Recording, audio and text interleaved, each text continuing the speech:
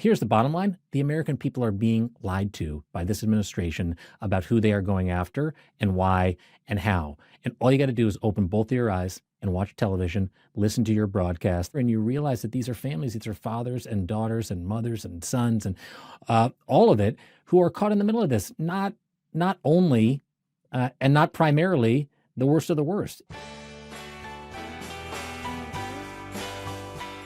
Hi, everybody. Welcome to the Best People podcast. We are so lucky to have this week's guest with us.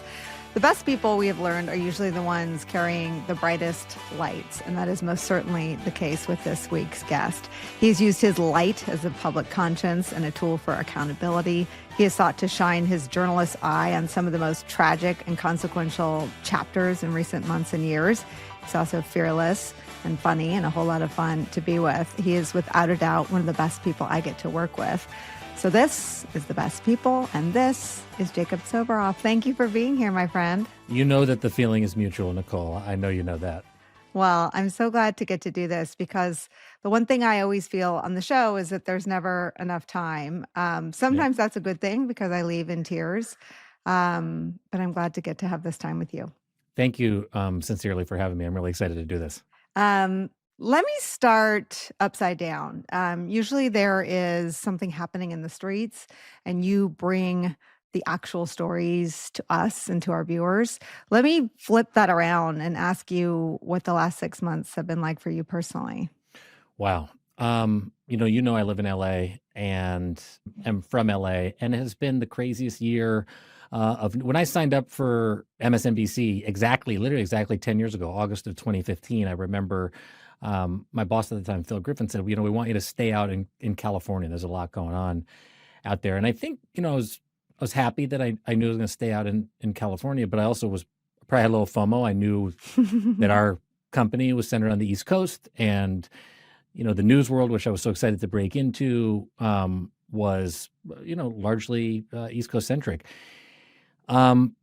But man, I'm so glad that I made that decision back then because of specifically what's happened in 2025. Starting with January 7th and the fires that destroyed my hometown, Pacific Palisades and Altadena, and displaced tens of thousands of people and thousands and thousands of homes destroyed. I've never experienced anything like that. To go out on television and watch live, which I'm so fortunate to have been able to do, particularly on your show.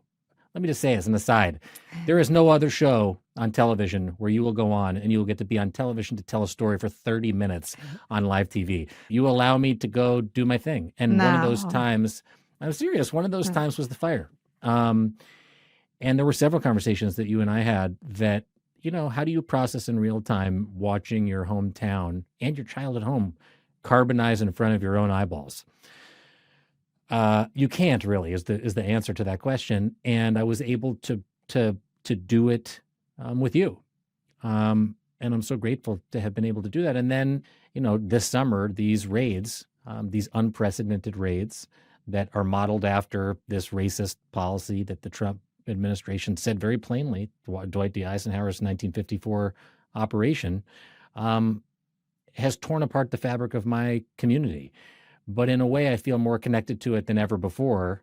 So I'm grateful for my family, grateful for my friends, grateful for my colleagues like you, that we've all been able to go through all of this together. And it's only, we got a lot more of 2025 to go. Well, you were fresh from a reporting trip in Manhattan at immigration court, and I found what was happening so gutting. And I feel like it is the biggest betrayal of I hate that people were waving mass deportation signs at the Republican convention. I don't know that all of them thought that the law-abiding process respecting asylum seekers and immigrants would be detained and disappeared in courthouses. I would doubt that very many of them thought that's what they were signing up for. Totally. And I wonder what you think of seeing this policy that you helped shine a light on what the Trump voter wanted, and then seeing what's actually happening. I'm not so sure that any of us actually, what is mass deportation? I've said this to you on your broadcast over and over and over again for far more than 6 months. Mass deportation is family separation by another name. But none of us knew actually what that was going to look like. Not me, who has covered this very closely over my 10 years here through Democratic and Republican administrations, but also not the Trump supporters who, I don't know exactly what they thought they were going to be voting for. Those signs said mass deportation. Mass deportation means mass deportation. There aren't enough, quote unquote, worst of the worst to fill up the mass deportation bucket, so to speak. But I don't think that even I knew what it would look like, and now we know. And I think a lot of people are starting to, I don't want to call it buyer's remorse, but I think it's shocking the conscience, just like family separation did, just like that Republican-appointed judge said in the Southern District of California in the summer of 2018, that ripping families apart shocks the conscience of anybody who sees what's happening, violates due process, rips apart, again, the fabric of our communities. And now we're seeing it take place at Home Depots and at fruit carts and at flower stands and in the hallways of immigration court, where people are trying to go and do the right thing. And I think, although I can't say for sure, I think people are starting to really see this for what it is. And what is it? Cruelty, intentional cruelty, just like Adam Serwer coined for The Atlantic, the cruelty is the point. Mm-hmm. And when we, and I can't thank you enough for your support of the film. When we made Separated, Errol Morris and I think that there were a lot of people who even counseled me when I would go out to talk about the project, be careful in the way in which you describe sort of the nature of what happened. But the truth of the matter is, it doesn't matter what I think. Just look at the objective facts around it. There are emails that stated very plainly, one that comes to mind, when reunifications were starting to happen during family separation, this undermines the whole effort. Jonathan White, the career civil servant for HHS, who was the center of the film, who tried everything he could to stop the policy, said harm to children was the point. They knew this all along. And now here we are with the supersized version of it, and people are getting to see it and experience it themselves, especially residents of Southern California, and now people here in New York City. But this is with the budget that was approved in this so-called big, beautiful bill. This is coming to a city near you, and you're going to get to experience it too, I say, with a lot of regret and a lot of sadness. It's such an important point. And I remember when your film was done and you came on my show, but it wasn't everywhere. It wasn't wall to wall. And I remember thinking that Trump would probably like it to be wall to wall, that this was the disconnect, right, between Earth 1 and Earth 2, that the cruelty was, in the Trump administration's view and in Trump's own telling, that was the deterrent. That was their strategy, right? If only he could sort of stick to his guns about that, because it's so interesting to see. I think you're right. It's why Katie Miller, Stephen Miller's now wife, invited me inside those facilities. They wanted us to see, and for the world to see, the cruelty that was being perpetrated upon innocent migrants, families, children, so that other people would turn around and be scared shitless and run away and not come to the country. But when hundreds of thousands of people came to the streets, millions of people came to the streets, the Pope spoke out. That ProPublica audio leaked by Ginger Thompson, where the Border Patrol agents were saying to crying children, "Oh, it sounds like we have an orchestra here," Babies. Came out. Yeah, babies.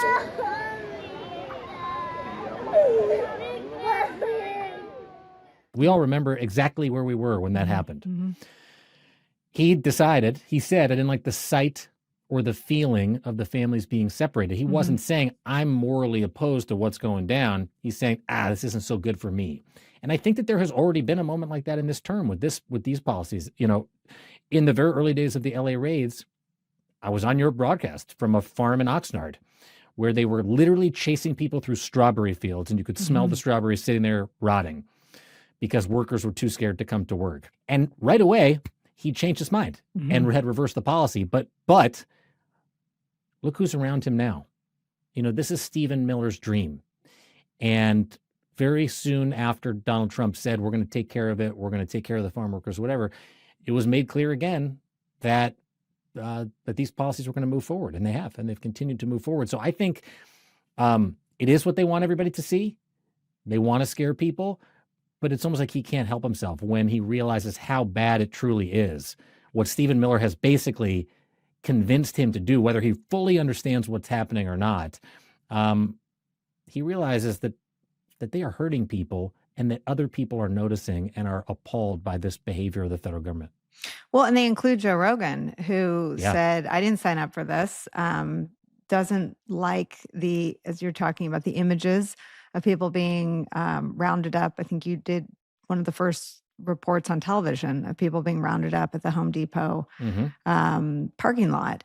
On your broadcast on our again, show, just a yeah. couple days after all of this started, it was Pablo Alvarado from National Day Labor Organizing Network. They're showing up at Home Depot day labor centers where people go and wait around for someone to come by and say, hey, can you help me out with the drywall at my house?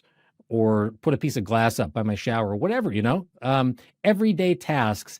And they're chasing after these people that are just looking to make a buck.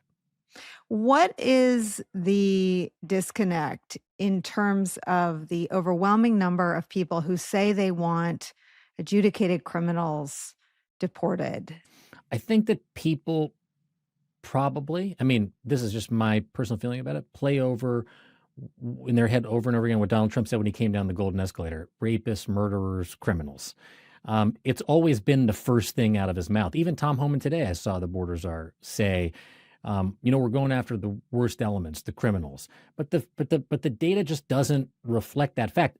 Here's the bottom line. The American people are being lied to by this administration about who they are going after and why and how. And all you got to do is open both of your eyes and watch television, listen to your broadcast, talk to anybody who might have any skin in the game whatsoever, and you realize that these are families, these are fathers and daughters and mothers and sons and all of it, who are caught in the middle of this, not only and not primarily the worst of the worst. And that's just an objective fact that you can actually see in the data. You don't even have to see the personal stories, but the personal stories, I think, are what really hit home and are what are starting to resonate with people.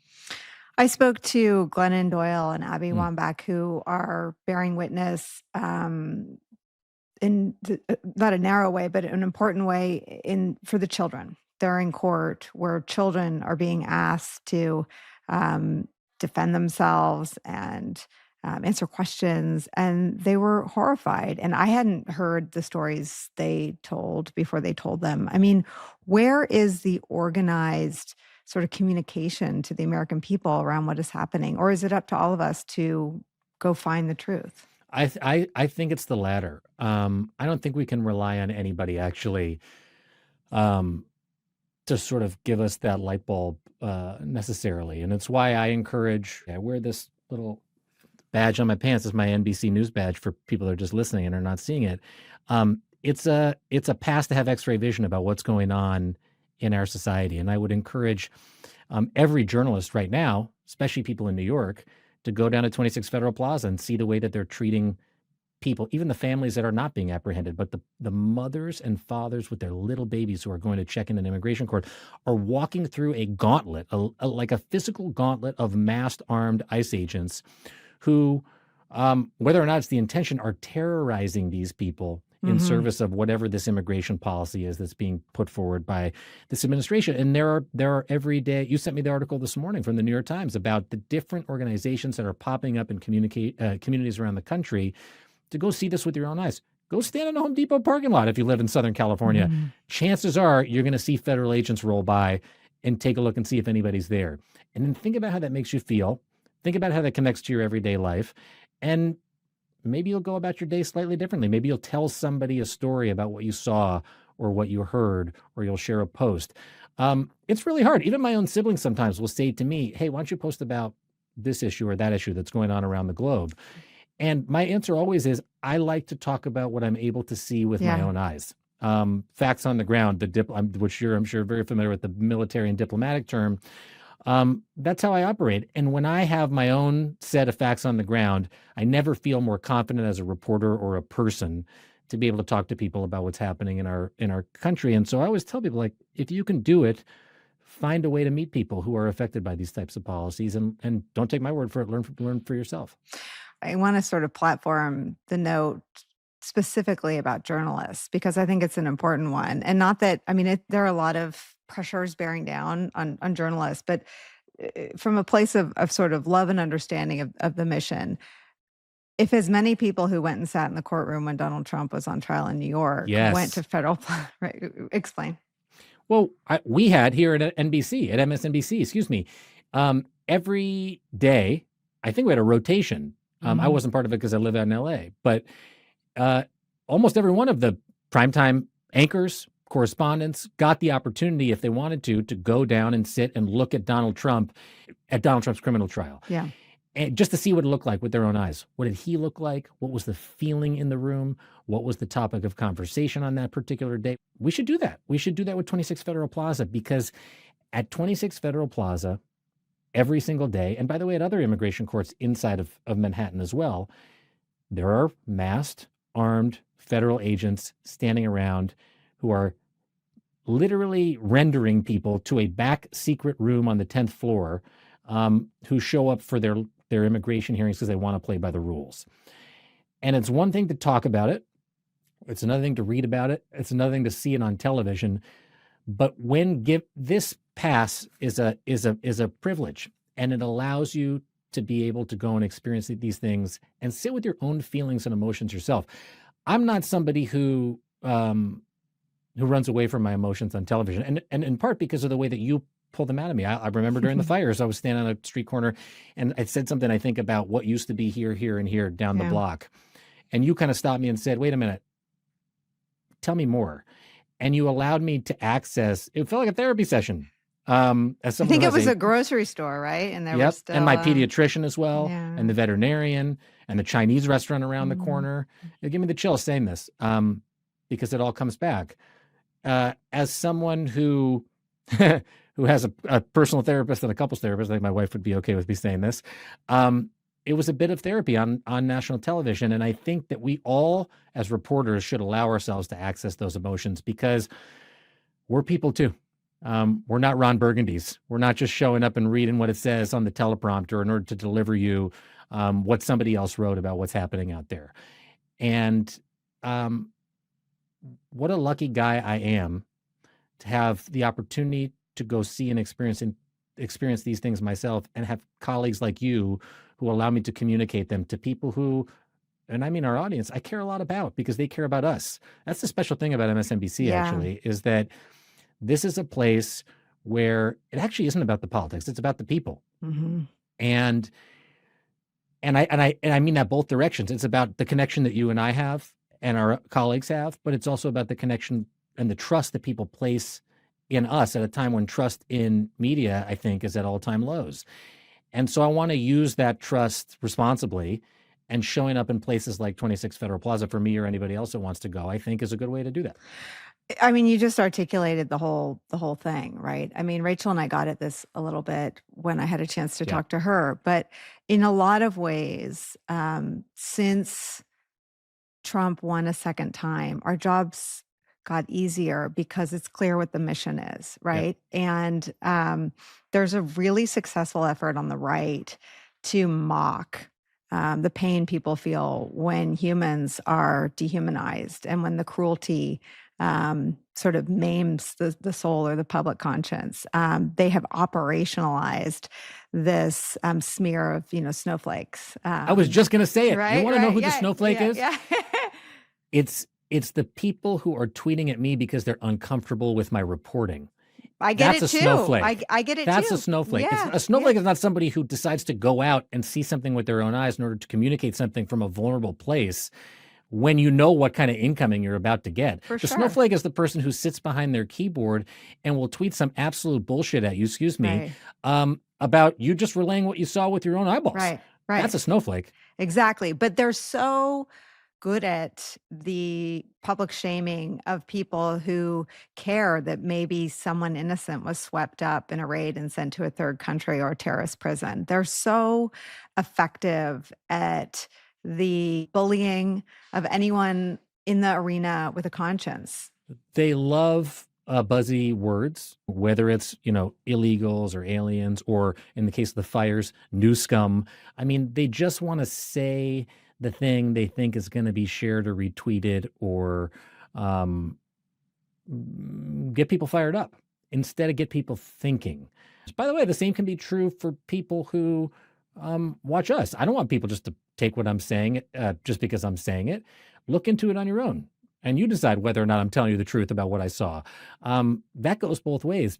And so the snowflake aspect of it, that just drives me crazy is when it actually doesn't drive me crazy anymore. It used to drive me crazy. I used to respond. I like it now. I like it. I feel like do you still respond on social media to people who are sending? I quit X, and so my Yeah. problem is I don't even see it. I don't even know anymore.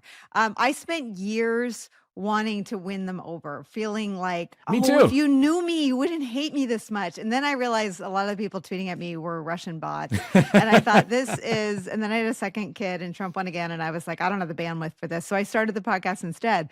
But I mean, it's all connected, right? It's our audience, I think, sees right through anything shallow or fake. I mean, I think this idea of broadcasting is so important for us. Like the things that impact, and the stories we've covered together, I think achieve this, the things that impact the broadest number of people. So the tariffs, and the truth is largely Trump won. The people that were sort of undecided until the very end, they swung over to him in hopes of economic, either prosperity or relief from economic anxiety. And the tariffs do nothing to quell that anxiety or lift them up economically. So this story of the tariffs, which you've helped us cover, with things you can see with your own eyes. And when Trump says, "Don't believe your eyes, don't believe your ears," it's a piece of sound from 2017. He's talking about tariffs. Yep. He's been obsessed with tariffs and people not believing their own economic experience for almost 10 years. But the piece about immigration, it requires the successful dehumanization in the mind of a majority or a large number of Americans, of people in the country illegally. I wonder what pieces of you sort of leave out of the stories when they're so raw and there's so much damage being done to families and humans and kids. Well, I mean, the Barranco story, Alejandro Barranco and his father Narciso, is a great example of that. I think one of the biggest blessings of this job and sort of the shittiest part of this job is that you meet people oftentimes in their absolute worst moment that they've ever had in their life. And that's really hard because you have to make a choice about, they're not in a great place. Mm-hmm. And what do you share and what don't you share? What do you share when it comes to showing those images of the parents and children walking through the hallways of armed, masked federal agents who are towering over them? You have to make a lot of decisions that are really consequential that I just think about and second guess all the time. I look back at reporting that I did 10 years ago in 2018 during family separation about the way I approached sources and really, at the end of the day, these are quote unquote news stories, but they're really all stories about people and humanity. And I think that I'm no better equipped than anybody else to tell other people's stories. If I could wave a magic wand, I used to say this about Separated, I would, like the Show Off Foundation, allow all 5,500 children and their parents that were deliberately taken and tortured, in the words of Physicians for Human Rights, to tell their stories in their own time and in their own way. But that's not how our modern media ecosystem is set up. And so you just try to do the best that you can. And I think I struggle with that a lot.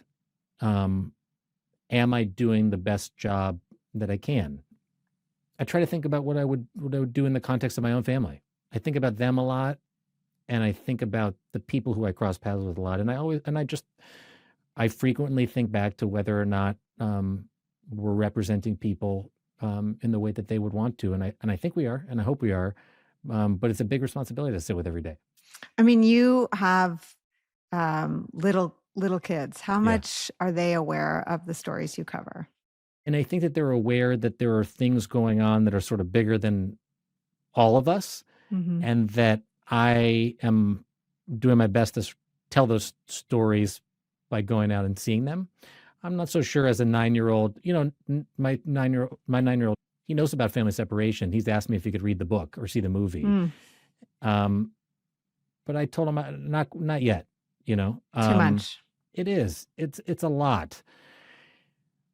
But I also think that I'm happy that they know that I'm able to get to go to all these places and see all these things and experience it all. And that's what I try to communicate to them. It's important to be out there and to have a life outside of our own, and to understand other people that don't do or see or experience what we do every day. I wonder if you can sort of take me through your reporting. I think the story that has stuck with me throughout this, this mass deportation effort the most, and it all happened by it all came about by happenstance, is the Barranco family, Alejandro and Narciso Barranco. Narciso is the father of 3 Marines, 2 active duty at Camp Pendleton and 1 a Marine Corps veteran who served in Afghanistan, Alejandro. And when that video of him being taken down violently by those masked, armed federal agents went viral,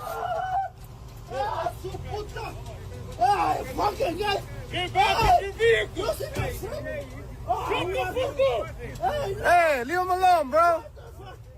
I think you and I exchanged a text, and I tried to find Alejandro when he agreed to come on your show. I think it's one of the most sort of profound and moving and shocking, actually, interviews that I've ever been a part of, because these guys constantly went against my expectations. Just to reset the story, after he was apprehended and beaten by these agents, he was locked up at the Metropolitan Detention Center in downtown LA. He said through his son, there were 70 other people in there. The conditions were awful. He stayed in the clothes that had the blood on them. He still had pepper spray in his eyes. He didn't get to take a shower. He barely had any food or drink. And then he was moved to Adelanto, the ICE detention center in the high desert outside of Los Angeles, where I went during family separation. I'll never forget seeing people curled up in the fetal position in isolation.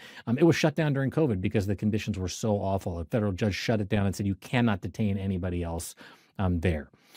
So they moved him there, and after, I think, about 3 weeks in detention, he was released on $3,000 bond, which, by the way, since then, the Trump administration has said, we're not releasing anybody else on bond who's swept up in this mass deportation effort. He went home. He went home to Santa Ana, California, and was reunited with his family, and they very graciously invited me to come over and to meet both of them. And I want to play some sound for you, but I also just want to say before I do that, again, what an unbelievable privilege to be invited in their home, to see, this man who's a landscaper and takes such pride in his work, to show me around his garden, to show me his orange tree, to show me the succulent plants that he was so proud of that had grown from little seedlings into these big, beautiful things. You'll hear when I play some of the audio that we talked in Spanish. He spoke in Spanish and we have a translation. But when he spoke in his garden, he spoke to me in English because he felt comfortable and proud. And it wasn't about the hurt or the hate that he feels like he has felt going through this experience. He doesn't know whether or not he's going to come back or be allowed to stay in the country, even though he raised 3 boys to be proud of this country. Maybe that's where I should start to play a little sound from you. I asked him about what he thought about the future and where he thought we would go from here. And here's a little bit of what he told me. Let's listen. Are you able to think about the future? Puedes pensar en el futuro.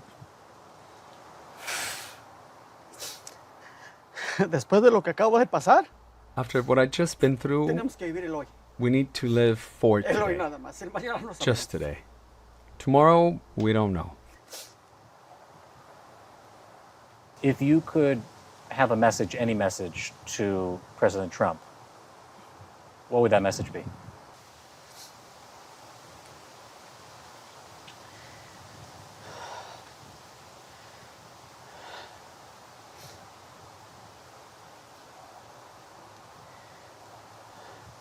Lo único que le diría que The only thing I would tell como seres him is that humanos, as human las beings, personas tenemos una as oportunidad. people, we have an opportunity. Y And if there is something si within algo the hay que en las families, familias just no separar don't familias. separate the families. That's the only thing. es lo único. Don't separate families. It seems like a simple message, but it's not what's happening. My last question for you is this.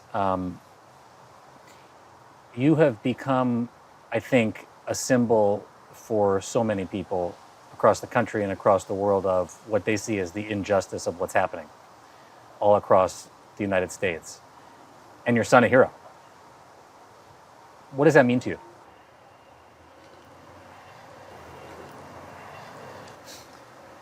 Como se los he dicho, Estoy orgulloso. As I've said, Mis hijos. I am proud of my sons.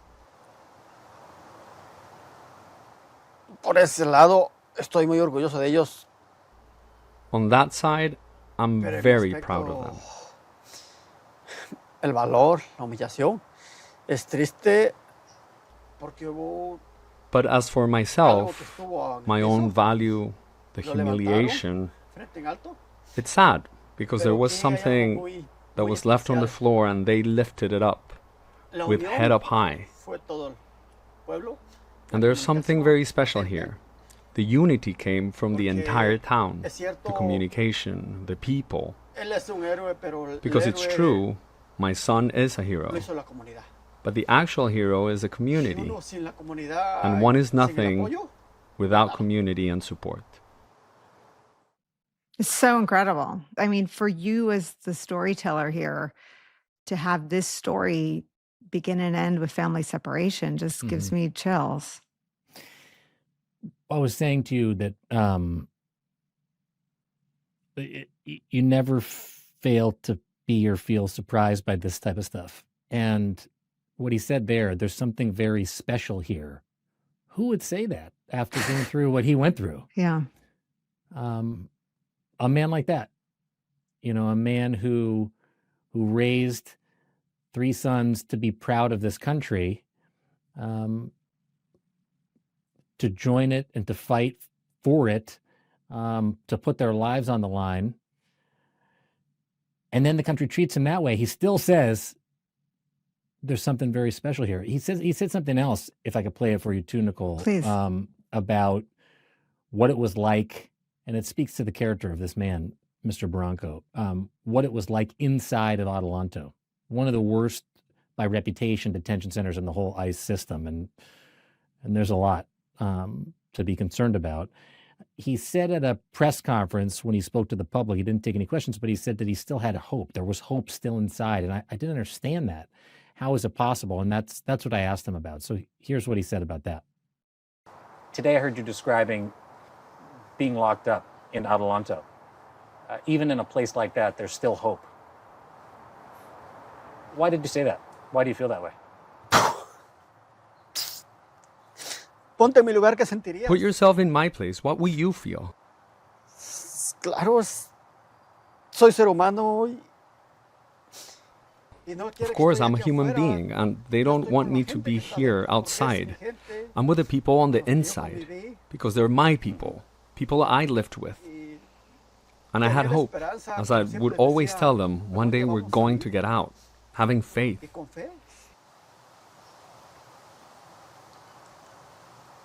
Y no hemos hecho nada malo, simplemente And we haven't done trabajamos. anything bad, it's just simply for working. Y me reflejo And I en el see dolor my de ellos reflection porque in sé their pain because it's my own. It's incredible. Yeah, there's a man thinking about everybody he left behind inside that place and not about himself. Talk about selfless. And even in the face of, as he said, a future that's uncertain, he doesn't know where he's going to go, or where he's going to end up. If he's going to have to go back to Mexico, a place he hasn't been to for 30 years, that his sons have never lived. But he's thinking about other people. I mean, he named by name other people who were inside ICE detention when we talked. People who have little children, the particular challenges that their children face specifically. You don't just go in there. I think a lot of people think, based on the way that the president talks, people are going in there and it's a bunch of gangbangers or the hardened worst of the worst. And it's fathers like Narciso Barranco. Who raised 3 sons to serve in the United States military. I mean, it's you couldn't make it up. I mean, that is the face of people who may have come here illegally decades and decades ago, but he raised his kids to love this country so much that all 3 of his sons served. Not just the country, but work, to actually dedicate yourself to something. He didn't say you have to go to the Marines. He led by example as a landscaper. He was telling me when I was at his house, he said, look at that tree up there. I used to, before I was a landscaper, very proud to say this, he said, with clients like that IHOP or whatever, I would climb up palm trees like that one and cut tree branches. And the smile, the wattage smile on his face when we went from doing just the awful, terrible, sad business of recounting the things that he went through to talking about how proud he was just to have to be gainfully employed and to have a job, even if Mhm. that meant climbing up in a tree and risking his own life that he could fall out. God, he was proud. That's the last clip I want to play for you, actually, is that I asked him about why it was so important to him. Alejandro told you and I both that he was going to go take over for his dad when his dad was locked up to go and service his landscaping clients. And I wonder why that was such a big deal for him and for Narciso, who had asked him to do that when they talked when he was locked up. So I asked him about that. Here's his answer to that. After one of the first conversations after you were taken by the agents, one of the first things that your dad asked you to do was to keep doing his job for him. Yes, yes. Why did you ask him that after you got detained? Why was it so important for you to ask Alejandro to keep doing the work? Porque automáticamente pensaste en mantener tu trabajo, que yo te ayudara y que a completar eso.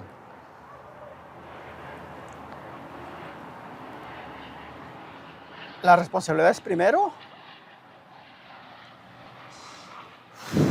Uy, yo creo que es First of all, responsibilities. I think that it was dignified work in which I was able to bring home something to eat in support of my household. He told me you're a person who loves this country, and you taught your boys to love this country, and your 3 boys joined the United States Marines. Why did you teach them to love this country so much? porque es un país para nosotros como hispanos, es un país de las oportunidades. pero Because for us simplemente, yo Hispanics, siempre les he it's a dicho, land of "Tú quieres opportunities. ser alguien en la But vida, simply, I've cuida always tu told récord, them, you want to be someone in protégete. life, watch your record, Si tú quieres estar protect bien, yourself. If you vas a want estar to be bien. good, you'll be Y good. si And if you no quieres don't estar want to bien, be vas good, a then you perder tu can vida. just throw your life away. Diferentes- It's different. It's just as this country can give us an opportunity, Este país, it can also destroy many of us. That's it, right? Like Oh my God. that's the central. That is the Narciso Barranco story. Is that just as this country can give us opportunity and give opportunity to his 3 American citizen boys, Alejandro going to Afghanistan to protect all of us, his other 2 ready to go at any minute, it can also destroy many of us. And he's going through that after raising these 3 wonderful boys. And I think that that's so amazingly encapsulates the moment that we're in. What direction do we want to go in? Do we want it to be a country of opportunity? Do we want it to be a country that can destroy so many of us who are giving back? And is there any better? We talked before about representing people well and allowing them to speak for themselves. I'm so glad he decided to talk because he was very nervous. But I am so glad that he shared that message. And I'm not the one that needs to relay it or paraphrase it. You heard it from him. That's a decision we have to make as a people, as reporters, as neighbors. Which direction do we want to go in right now? And thank goodness for Narciso and Alejandro and their family for sort of walking us through this moment and allowing us to think about it like that. Do you ever allow yourself to think about what 4 years of this will be like? How many Narcissos' lives will be ruined? Oh, yeah. I think every day there's a Narciso. For every Narcissos that we see, there's probably orders of magnitude more behind the scenes that we don't know about. It's why it's so important, by the way, for everybody to pick up their phones if they see something like this happening and record and show what's happening out on the streets. Because that's the only way that we know. We only know about Narciso because I follow an Instagram called the Centenero, which is a Orange County citizen journalism outfit. And why I've been trying to repost as many of those videos as I can when I see them coming through. It's heavy to think about that this could go on and on and on. But the heartening side of it is they're all human stories as well. And so often when we talk about immigration, we're talking about points on a bar graph or, whatever, extrapolating data. But every one of these stories is a human story. And that's what I just keep trying to think about because it gets overwhelming when you think about it, like the numbers, or when we talk about immigration, like the weather, that it's a flow or a flood or an inundation or a surge. No, it's not. These are all different humans with different stories. And were it not for whatever you want to think, the grace of God or luck or whatever, it could be you or I in their position and someone else trying to do their best to tell our story. What should it look like? Like what everyone talks about a broken immigration system. Donald Trump seems hell-bent on beating former President Obama's numbers. I Hmm. mean, to your point, the whole debate is so perverted that I don't even know what anyone knows what a sane, humane immigration policy would look like. Like, do you know what that looks like? Well, I always say I'm not a policymaker, but what I can tell you is what I have learned is that through decades of bipartisan deterrence-based, punitive-based immigration policy, um, America has not changed anything.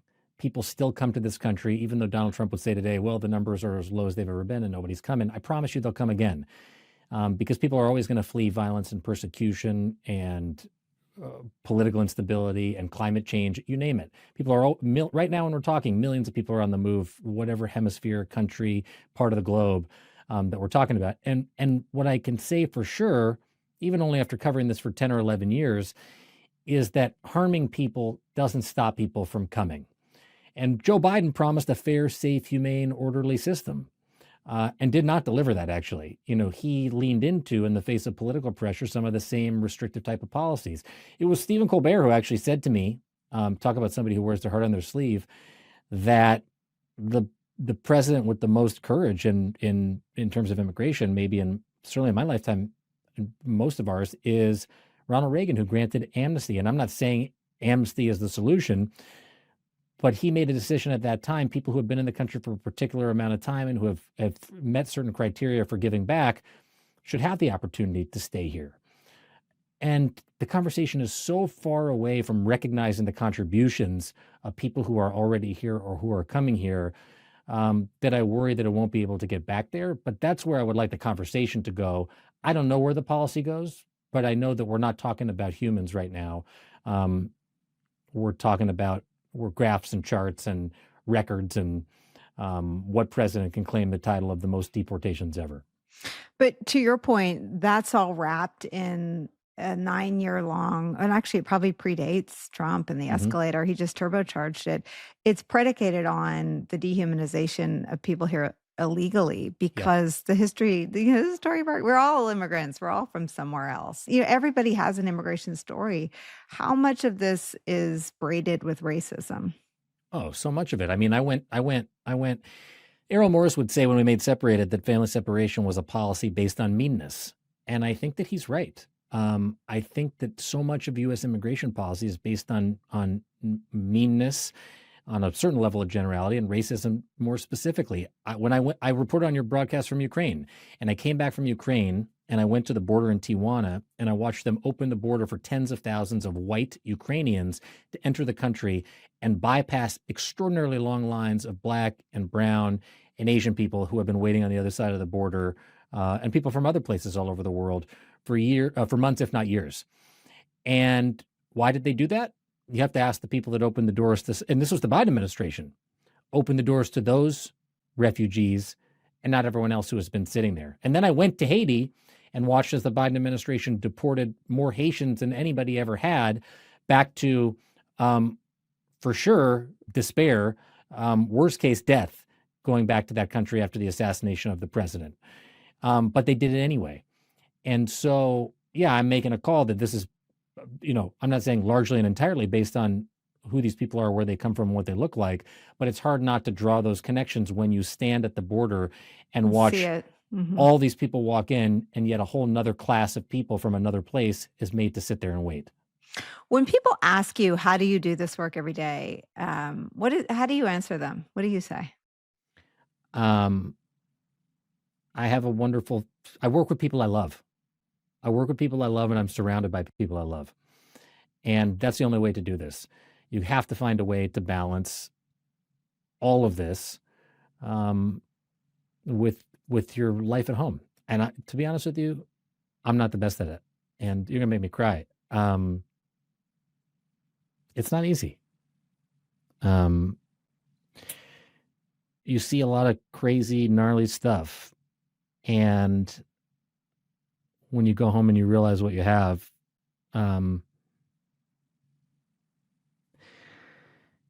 it just makes you recognize the weight of what we all experience every day and what we talk about every day. And I just feel lucky. I feel lucky to have what I have professionally and personally. And sometimes it's not, it isn't easy. But that's why I love it, because I feel really supported by people like you and people like my Nicole, and my kids and everybody we work with, and the people that are out there listening to us right now and watching us. I think all of those people, all of you, are how we all get through dealing with some really heavy stuff on a daily basis. It all feels precious. I mean, the country is in such a radical moment that you don't take anything for granted. We can't let our guard down, whatever we're doing or wherever we're at. And that's why I love coming on with you, Nicole, because you keep me on my toes, and you give us this platform. It's the best. No, you're the best. You're the best. Thank you so much for doing this. Thanks for the interview. Thanks for all the appearances, and thanks for keeping us honest. Thank you for everything always. You're the best. Thank you.